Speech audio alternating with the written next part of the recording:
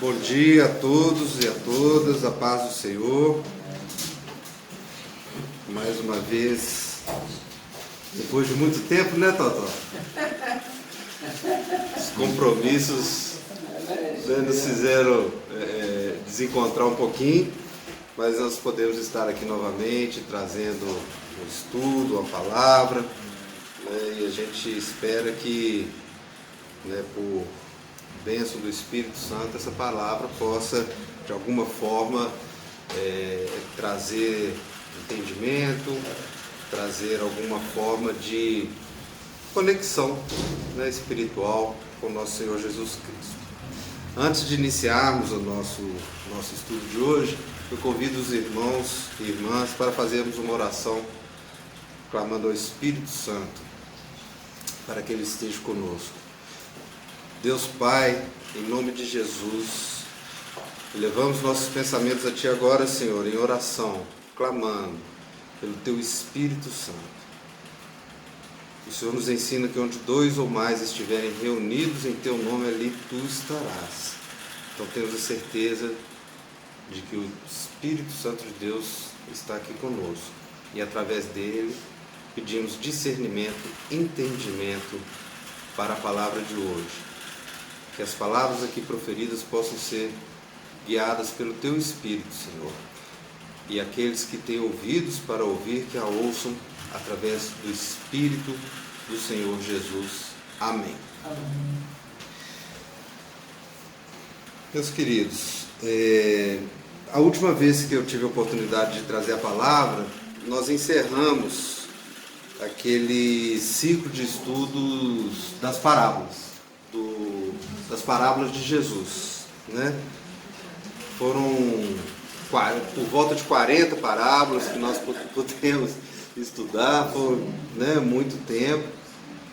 E hoje não, nessa semana, preparando para esse estudo de hoje, eu estava pensando o que levar, de palavra. E eu lembrei que eu tinha lido que existiam parábolas também no Antigo Testamento. Eu particularmente gosto muito de estudar o Novo Testamento, o Evangelho, os ensinamentos de Jesus, mas fiquei tendente a pesquisar e a buscar essas parábolas no Antigo Testamento, porque a gente sabe que o Antigo Testamento ele é um livro histórico, ele vem trazendo a história do povo de Israel. E eu também tenho o Antigo Testamento sob aquele entendimento da chave hermenêutica de Jesus. A gente tem que estar sempre buscando Jesus no Antigo Testamento para não corrermos no risco de uma interpretação literal do Antigo Testamento e isso talvez confundir ou trazer uma dificuldade no entendimento da palavra do Senhor, porque a gente sabe que o Antigo Testamento tem muitas passagens que não teriam como ser aplicadas dentro do Evangelho de Jesus, principalmente no que tange aquela parte das conquistas, é um livro onde existe muita guerra, muita disputa, mas isso fez parte da história do povo de Israel. E fazendo essa pesquisa, a gente encontra muito poucas parábolas no Antigo Testamento. Mas eu vou tentar trazer algumas dentro desse contexto, tentando extrair delas alguma coisa que a gente possa aplicar nos dias de hoje, como a gente sempre faz com as parábolas de Jesus. Só que as parábolas de Jesus ele as usava como uma didática, Nós sempre falamos isso aqui. Jesus pegava quadros, elementos, cenários ali do cotidiano do povo de Israel, do dia a dia do povo de Israel, que as pessoas teriam um entendimento mais fácil e aplicava aquilo ali, o seu ensinamento, aquilo que ele tinha para trazer do Evangelho, sobre graça, sobre salvação, sobre escatologia, que nós vimos aqui, algumas parábolas, que seriam os estudos sobre o fim. Já no Antigo Testamento a gente não tem como seguir essa linha, porque não eram parábolas utilizadas dessa forma que Jesus usou, como uma forma de ensino. Eram parábolas que poderiam ser também traduzidas como alegorias. Né? O que seria alegoria? Você usar um sentido figurado ali, usar elementos, né, figurativos para trazer alguma mensagem. E elas são pequenas, elas não são complexas. Então, às vezes, pegar uma parábola e tentar aqui trazer um estudo sobre essa parábola ficaria muito curto. Então, o que eu fiz? Eu vou trazer a parábola, mas vou trazer um pouquinho da história, o contexto em que essa parábola foi dita. Aí a gente consegue trazer um estudo sobre aquela parte da história ali do povo israelita, que é muito interessante. Eu acho que é sempre bacana a gente estar podendo estudar, mas com o discernimento do Espírito Santo, sabendo que aquilo ali é uma parte da história do povo de Israel. Né? E o que tiver de acordo com o Evangelho de Jesus, a gente extrai quando for, né, assim possível. Então eu vou convidar os irmãos, nós vamos estar lendo um versículo que está no livro de Números, capítulo 23, é o versículo 24. É uma alegoria falada por Balaão, da segunda vez que ele abençoa a nação de Israel. Números 23, 24. Está na página 150 dessa Bíblia aqui da igreja. Capítulo 23, versículo 24.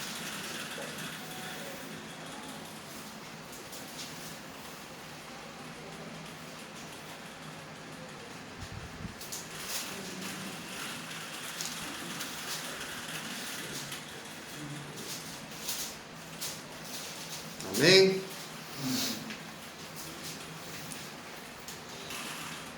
Eis que o povo se levanta como leoa e se ergue como leão. Não se deita até que devore a presa e beba o sangue dos que forem mortos. Amém? Então, como eu já disse, é um versículo que nós vamos estar explicando o contexto dele, mas é um versículo dentro de uma passagem em que Balaão está abençoando Israel, mas dentro também de um contexto de guerra, porque Israel vivia em guerra naquela época, né? Então, eis que o povo se levanta como leoa e se ergue como leão. Não se deita até que devore a presa e beba o sangue dos que forem mortos. Então, antes de falar diretamente sobre essa parábola, sobre essa alegoria, vamos estar contando um pouquinho da história em que ela foi dita, que é a história de Balaão. Né? Balaão foi um profeta que tentou amaldiçoar o povo de Israel. Então, em que contexto Balaão tentou amaldiçoar o povo de Israel? Então, como eu disse, Israel estava em guerra, em conflitos. Eles estavam ali conquistando a terra prometida, e a terra prometida ela foi conquistada com muitas guerras, com muitas batalhas. E Deus, fortalecendo o povo de Israel, Israel estava sempre subjugando seus adversários, vencendo, conquistando ali os territórios. Então, o povo de Israel, depois de uma vitória sobre Og, o rei de Bazã, já estavam se direcionando para a região ali dos Midianitas e Moabitas. E o rei, né, o rei de Moabe, Balaque, muito preocupado, com muito medo, né, sabendo de toda a história, sabendo de como que Israel estava subjugando seus inimigos, teve essa ideia de mandar mensageiros até Balaão, para que Balaão amaldiçoasse o povo de Israel. Então, no pensamento desse rei Balaque, desse rei Moabita, se Balaão amaldiçoasse o povo de Israel, ele teria chances de vitória e de não perder o seu território ali para Israel. Balaão, dentro desse contexto, a gente crê que seria um profeta de grande renome ali naquela época, né? Porque senão como que esse rei teria essa ideia de estar, né, buscando a esse profeta? Então, tem uma parte aqui que fala, deixa eu achar aqui o versículo, aqui, ó, que o próprio rei fala: vão até Balaão, pois ele teria essa condição, né, de amaldiçoar. Ou seja, então ele tinha essa fama, né? Ele tinha a fama também de, pelo que, né, ele manda uma quantia que ele fala que era quantia pela adivinhação. Então o Balaão era aquele profeta que ele era conhecido por essas questões místicas, vamos dizer assim, né? O rei tinha esse conhecimento, então ele manda esse pessoal atrás de Balaão. Eu não vou ficar procurando os versículos porque a história é grande. Se eu fosse ler os capítulos todos, né, ia ficar muito cansativo, mas é esse o contexto. Então vamos lá. Os moabitas, né, que eram de onde esse rei governava, eles fizeram uma aliança com os midianitas para tentar se fortalecer, e o rei mandou os principais, os chefes, os líderes moabitas e os líderes midianitas até Balaão. Entende-se dentro dos estudos bíblicos que Balaão ele morava, ele residia naquela região ali onde chamado Terra de Arnon, que era onde Abraão andou, peregrinou naquela época, né? Eram povos nômades. Então eles mandaram essa turma até Balaão, chegaram a Balaão já com esses presentes, vamos dizer assim, mas Balaão falou com eles: olha, eu não vou dar a resposta para vocês agora não, vocês vão ficar aqui essa noite e eu vou pedir a Deus para que Ele me dê a resposta. Eles ficaram aquela noite, Balaão, né, se direcionou a Deus durante toda aquela noite e Deus deu a ele aquela resposta para que ele não fosse. E assim, no dia seguinte, ele chegou e falou: não vou. Deus falou para mim não ir, eu não vou. Até então ele estava obedecendo ali as ordens do Senhor. Então aquela turma voltou até o rei Balaque, falou: olha, ele não quis vir, o rei: não, vocês voltam lá de novo. Vai lá agora, é para oferecer muito, é oferecer honra, é oferecer glória, ou seja, nós vamos, né, oferecer a Balaão, é muita coisa mesmo, para que ele possa amaldiçoar o povo de Israel. Então a turma foi lá e voltou até Balaão, e Balaão fez a mesma coisa. Então, vocês vão ficar aqui essa noite, eu vou orar, e amanhã eu dou a resposta. E mais uma vez ele orou a Deus, e dessa vez Deus falou com ele: olha, você vai, eu te autorizo aí, mas você vai falar somente aquilo que eu ordenar. E aí no dia seguinte Balaão chegou o pessoal e falou: ó, eu vou, mas eu só vou falar o que Deus permitiu, o que Deus mandar que saia da minha boca. E aí foram eles até o rei Balaque. Nessa ida, né, de Balaão até o rei Balaque, é que tem aquela passagem muito famosa da mula de Balaão que fala, né? Vocês já devem ter, aqui na nossa Bíblia está como jumenta, né? Outras traduções trazem mula, mas ela fala por intermédio do Senhor, porque eles estavam no caminho, aí um anjo do Senhor aparece, só a jumenta, né, tem essa percepção. Aí primeiro ela desvia do caminho, aí Balaão vai lá e bate na jumenta para ela voltar. Ela voltou, continuou. Aí eles estavam passando como se fosse uma trilha que tinha, né, rochas dos dois lados, e o anjo aparece novamente, a jumenta assusta novamente e espreme Balaão na rocha para passar no cantinho. E ele bate nela de novo e ela continua o caminho, 2 vezes. Aí na terceira vez o anjo aparece já num trecho da estrada que ele tampa toda a estrada. Aí não teve jeito, aí a jumenta empacou, parou mesmo, prosseguiu e Balaão bateu, né, bastante nela de novo, até que através do Senhor ela fala: mas para de me bater, a vida inteira de servir, você vai ficar me batendo desse jeito, não é possível, você sempre andou em cima de mim. E o interessante é que na narrativa bíblica, Balaão ele discute com a jumenta, ele não assusta, meu Deus do céu, a jumenta falando, ele discute com ela, fala: se você me viu, mas agora você está empacando, está atrasando o caminho. Aí a narrativa bíblica fala que o anjo do Senhor abre os olhos de Balaão, que até então ele não estava enxergando o anjo, e aí ele viu o anjo do Senhor. E Balaão entendeu, e o anjo voltou a fazer essa exortação. O anjo do Senhor repreendeu Balaão e lhe permitiu continuar, porém mais uma vez ele exortou a falar somente aquilo que o Senhor lhe ordenasse dizer.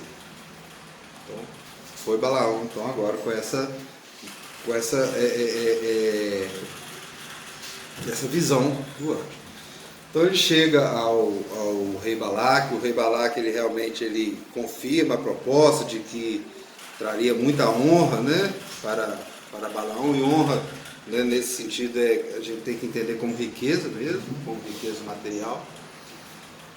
Mas Balaão continuou firme nesse propósito de só falar aquilo que o Senhor ordenasse. Então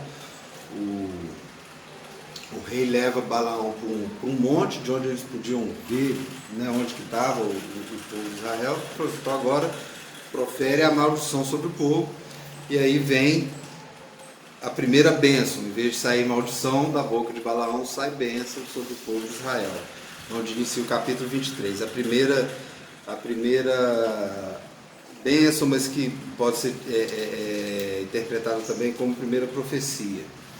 Então, nessa profecia, Balaão declarou não ser capaz de amaldiçoar aqueles a quem Deus não havia amaldiçoado. Onde está lá em Números 23, 7 a 10. Aí tem toda a profecia. Então proferiu a sua palavra e disse: Balaque me fez vir de Arã, o rei de Moabe, dos montes do Oriente, vem amaldiçoa-me a Jacó e vem denunciar Israel. Como posso amaldiçoar a quem Deus não amaldiçoou? Como posso denunciar a quem o Senhor não denunciou? Então, em vez de proferir maldição, Balaão ele reforçou para os midianitas e para os moabitas de que aquele povo era um povo abençoado por Deus, era um povo escolhido por Deus. Então disse Balaque a Balaão: que me fizeste? Chamei-te para amaldiçoar os meus inimigos, mas eis que somente os abençoaste. Mas Balaque não desistiu. Vamos para outro lugar, vamos levar para um outro monte, e agora você vai amaldiçoar dali. E aí foram para um outro monte. Cada vez que eles iam para um monte desse, eles seguiam todo o ritual, edificavam altares, faziam sacrifícios, né? Fazia toda a liturgia ali da situação, para que Balaão amaldiçoasse o povo de Israel. E aí vem a segunda profecia, a segunda bênção de Balaão sobre Israel, é onde está essa alegoria, essa parábola que nós tiramos. Nessa segunda profecia, ele afirmou que Deus estava ao lado dos israelitas, garantindo-lhes a vitória sobre os moabitas. E para dar ênfase a essa profecia, para dar ênfase a essa bênção, é que ele usou a parábola, a figura do leão, né? Ou seja, era o animal mais temido ali, né, por aquelas pessoas, a figura do leão. Então ele usa essa alegoria e fala assim: olha, o povo é abençoado e eles vão se levantar como um leão. É o animal mais feroz que tem, é o animal onde onde não tem nenhuma chance da presa escapar, e ele usa a alegoria aqui que vai beber todo o sangue dessa presa, ou seja, não vai ter chance nenhuma dessa presa escapar. Então essa alegoria, essa parábola do leão, ela foi da força do leão, ela foi contada dentro desse contexto, né? E ela nos mostra que ela tem dois pontos. O ponto do leão, como um animal forte, ou seja, o povo de Israel era o povo abençoado por Deus, né? Era o povo que através da glória, através da graça do Senhor, eles se tornavam invencíveis. E é o que a gente pode trazer também para a gente hoje, enquanto povo escolhido de Deus, não por pelo local onde nascemos, como foi os israelitas, mas por graça e bênção de Jesus, nós termos sido chamados, aceitos, né, a esse chamado, pertencermos a eles e sermos invencíveis espiritualmente, né? Invencíveis de que enquanto estivermos sob a graça, sob a misericórdia, enquanto estivermos seguindo os caminhos do Senhor, nós somos invencíveis espiritualmente, ou seja, os nossos inimigos espirituais não podem nos derrotar. Por outro lado, essa parábola, essa alegoria também traz a figura da presa, né, que a gente pode entender de que a presa que não consegue se desvencilhar, que a presa que não consegue sair ali das garras do leão, são as nações ou seja, são aquelas pessoas que de certa forma estão em impiedade, estão em pecado, estão sob o domínio, né, do inimigo, e que não podem sair, e que é o que a gente vê muito, e que é onde a gente precisa estar levando o Evangelho, estar levando a palavra do Senhor, porque somente através do poder de Deus, através da graça de Deus, essas presas poderiam serem salvas, né, dos seus inimigos. Então a gente trazendo para o nosso entendimento, e esse entendimento tem que ser espiritual, nós temos essas duas figuras nessa parábola, né? A força do leão, para aqueles que estão em Jesus, estarem fortes, fortalecidos, sóbrios na palavra do Senhor, e assim serão invencíveis espiritualmente. Por outro lado, as presas, que são os pecadores, são os inimigos, são aqueles que estão subjugados, mas que somente também através da graça e da misericórdia do Senhor eles possam ser salvos. Não existe outra maneira, senão eles vão ser subjugados até que eles sejam eliminados, como aconteceu, né, depois na história com os moabitas.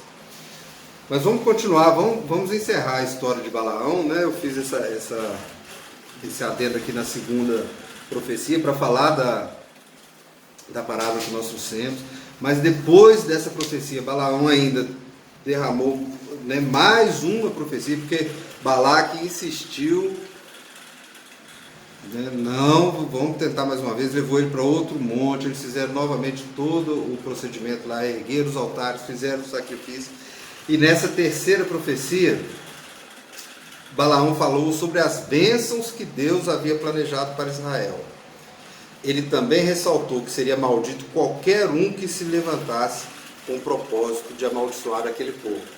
Ou seja, agora ele fez duas profecias para o povo de Israel, e nessa terceira ele já falou: Balaque, você está insistindo, mas Deus está falando que maldito será todo aquele que amaldiçoar esse povo.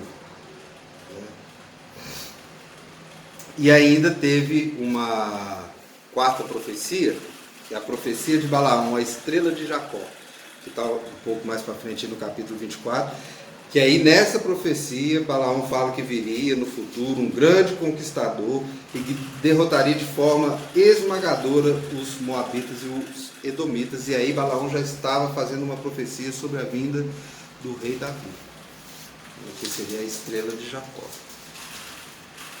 Essa profecia também apontava para conquistas ainda maiores e apontava também para a vinda do Messias, do qual o reinado de Davi apenas prefigurava.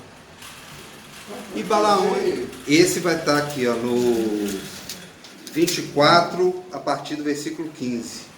5? Não, 15. 15. 24, 15.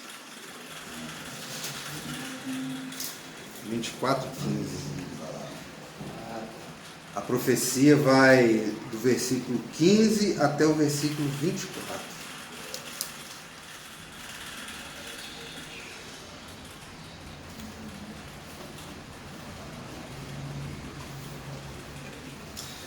E termina essa profecia do versículo 25.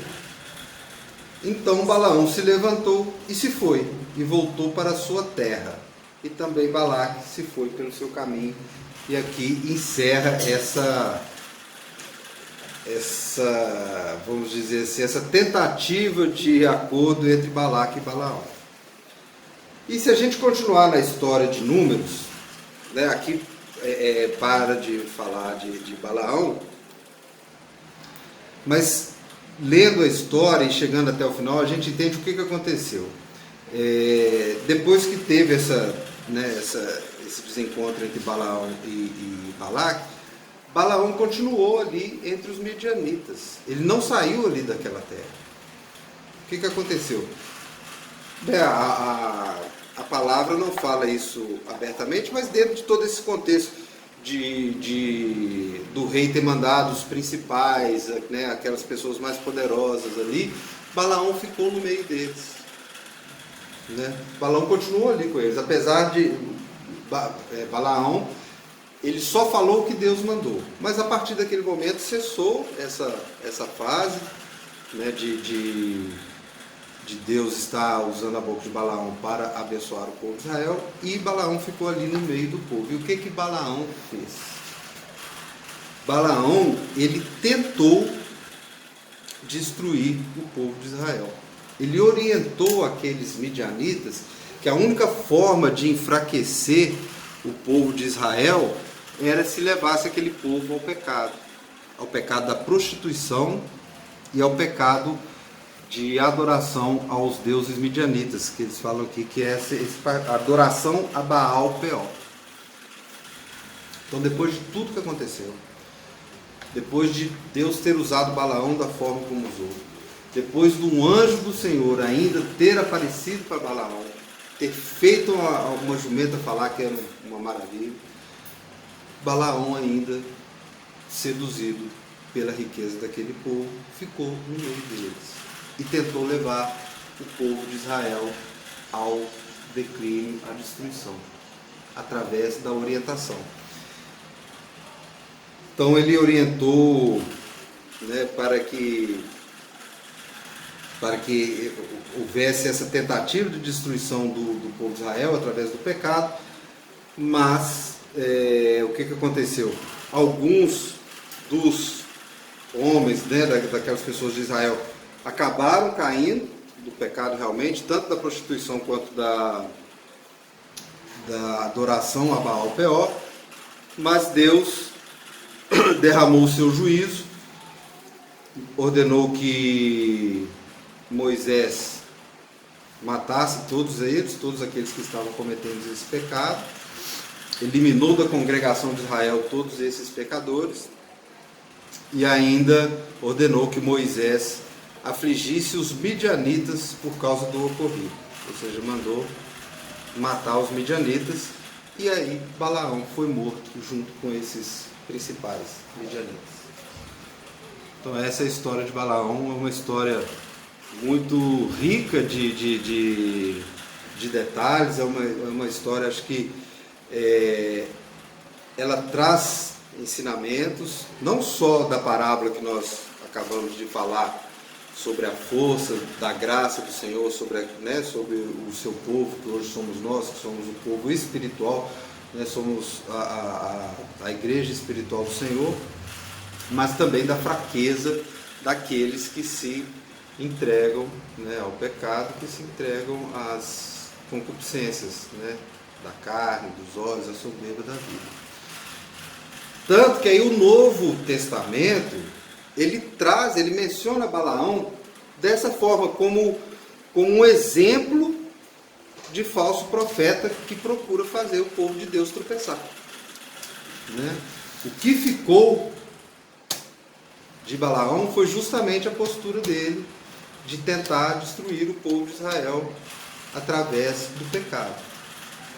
Então ele é reconhecido como um falso profeta. Então nós temos aqui, na carta de Judas, Balaão é citado, na Judas fala, adverte contra o erro das pessoas que são levadas pelo engano do prêmio de Balaão, que é ele ter aceitado a questão da riqueza, de ter ficado ali com aqueles midianitas em função da riqueza. O apóstolo Pedro fala sobre o perigo de seguir o caminho de Balaão, que amou o prêmio da injustiça. Está lá essas duas que eu citei, Judas 11 e 2 Pedro 2,15. Ele cita o Balaão. E o próprio Senhor Jesus, através de João, no livro de Apocalipse, repreendeu a igreja de Pérgamo usando o exemplo de Balaão, por tolerar pessoas que seguiam a doutrina de Balaão, o qual ensinava Balaque a lançar tropeços diante dos filhos de Israel, para que comessem dos banquetes da idolatria e se entregassem à imoralidade. Está em Apocalipse 2,14.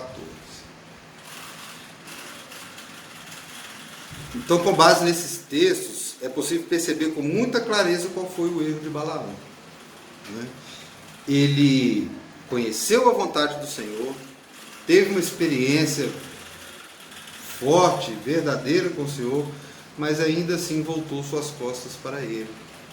Recusou-se a ouvir a sua palavra e arquitetou um plano para destruir o povo escolhido. Balaão fez tudo isso por se apegar às coisas deste mundo, às coisas materiais, amando o prêmio da injustiça. Deste modo, ele se tornou um tipo de todo aquele que age como falso profeta, pervertendo o Evangelho e se levantando contra a igreja de Cristo. E se nós pegarmos o que nós estamos vivendo hoje, o que a gente mais vê é Balaão pregando aí na internet, pregando nos púlpitos, levando o povo do Senhor ao tropeço. O povo que... Porque a gente... Totó fala muito isso, Totó prega muito sobre isso, a experiência de cada um. A experiência de cada um. Cada um sabe como foi a sua experiência para a conversão. Essa conversão é que é o encontro que nós tivemos com o Senhor Jesus. Mas aí vem os falsos profetas, vem aqueles que a Bíblia chama de lobos em pele de cordeiro, e que vão estar, por amarem o prêmio da injustiça, fazendo o povo de Deus tropeçar. Então, se nós tivermos um olhar atento, os falsos profetas, aqueles que estão nos púlpitos, eles estão nos púlpitos das grandes igrejas. Eles estão nos púlpitos onde a questão do dinheiro, a questão material é que prevalece.